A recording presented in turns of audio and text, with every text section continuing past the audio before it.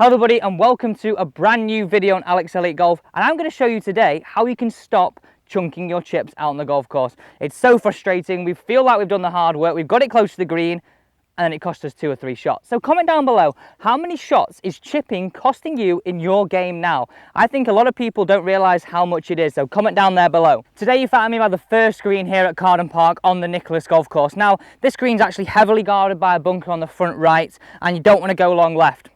I've gone long left, and I'm going to use this opportunity to show you how you can stop chunking your chips with some simple setup and feelings to adopt throughout the whole motion. Now, if we think of chipping as a movement of a small scale, I want you to think of it as a one lever movement. And what I mean by that is we don't want to create too much wrist set throughout the whole motion. Now, if we're hitting a big flop shot, we do, but today we're going to talk about that simple shot, just that chip and run, that we could actually just change our clubs, say from 58 through to 8 iron, to adjust the trajectory, adjust the height, and adjust the rollout. So really, we've got one swing that's going to give us 3 or 4, maybe 5 different opportunities of different shots around the green. Let's get straight into the setup, straight into the feelings, and start to improve your chipping, and let's just stop chunking it. So I briefly just want to talk about why people chunk the ball. Now, very often I see this setup where we've got the ball too far back in our stance and we've got a lot of forward shaft lean.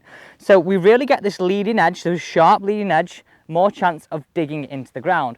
Other aspects of this is that because we've got this leading edge so pronounced and these hands so far forward, our brain thinks we need to add loft. We try to start to scoop the golf ball, we try and flip the golf ball up into the air, and ultimately we change where our club interacts with the ground. I want you to think of it this way: if we've got a good setup with a good amount of loft for the shot that we need, we can make the same motion and we get that club coming back at the same point. If we're stood here trying to scoop the golf ball, we're really relying on timing, a little bit of luck, good lie, a lot of other variables to make sure we hit a good shot. Now, the more variables we've got and the more things that we're relying to luck, the harder it is to actually perform the shot consistently. And everybody that we speak to, everybody that comes for a lesson, everybody that watches these videos is looking for that keyword consistency in every department of their game. So what does a consistent setup with a chipping club look like? And I say a chipping club because this could be 58, 52, pitching wedge, 9-iron, 8-iron, depending on the trajectory we're looking for, depending on the amount of rollout, we can adjust that, but our setup on our motion stays the same.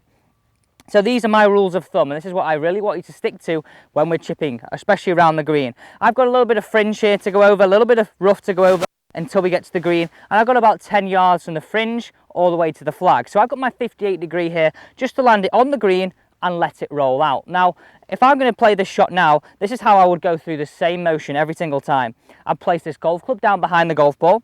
I would grip this club in the middle of the grip. Because we're not looking for a lot of speed, a lot of distance, we're looking for a control. We're going to shorten the length of that club, so shorten the lever. I'm going to place that golf club now down behind the golf ball.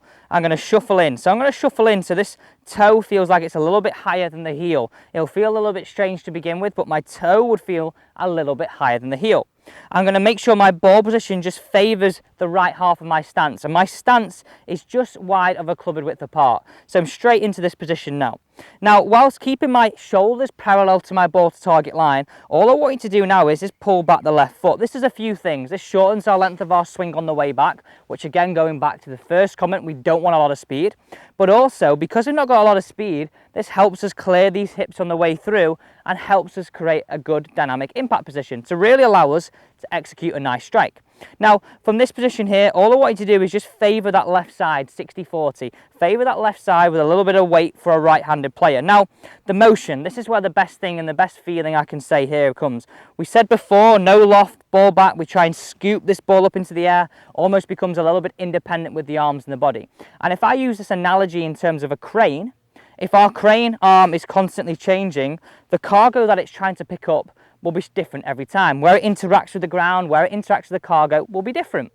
If we kept these crane arms, so our arms now the same, almost a wooden feeling, and we've got the setup that stays the same, this is going to really allow us to interact with the ground very similar every single time. And if we can take those variables out of trying to guess work, trying to guess the lie, guess the loft, this is going to really help us get that keyword consistent out on the golf course. So the feeling in the chip shot we're looking for is thumbs down. So my thumbs would stay pointing down throughout the backswing and on the way through. And you can see as I do this, I've got my chest moving a little bit, but my bottom half is staying quite steady and stable. So I'm really looking for a movement where it looks like this. Thumbs down, thumbs down. And it'll feel very wooden for you. If you're someone who's very independent and very armsy, this will feel very wooden to begin with. But what I would say is I would treat this as your stock shot around the greens. Yes, there would be some circumstances where we have to get it up into the air, we have to change it, and we have to ultimately manipulate the golf club differently. But if we use this as our stock shot and got very good at this shot, we're definitely going to save ourselves shots out on the golf course. So let's play this one away. So thumbs down, thumbs down. This is the motion we're looking for. A little bit like that. So you can see here, I'm going to make sure I pose and hold that finish, and that's absolutely key. If I said to you, we don't want to feel like we're changing and we're walking off that finish. If we really felt like we're going to pose for a photo opportunity, back and through, pose for the photo with the thumbs down. This is really going to help us get into a good situation where the arms and the upper body are really nicely matched. So let's play this one again from the top. So you can see that I played that with 58 this time, and I got a little bit of loft on it, but a nice rollout appropriate for the shot that I'm going to play.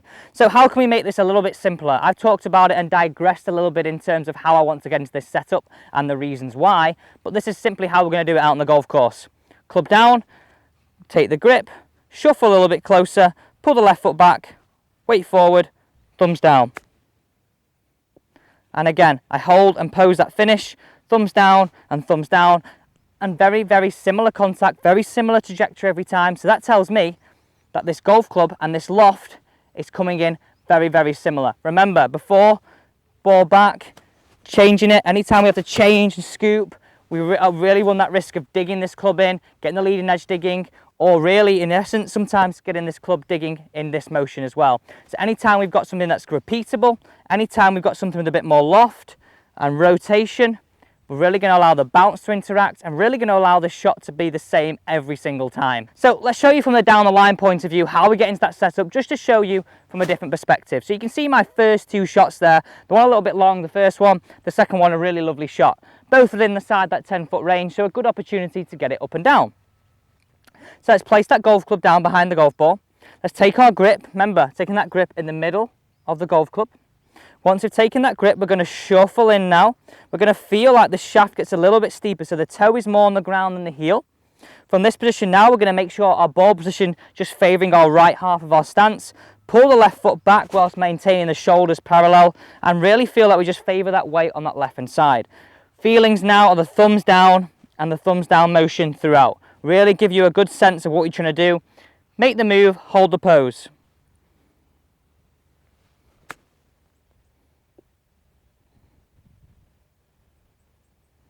So there you go, my simple guide to chipping out on the golf course. Let's go and have a look at those shots.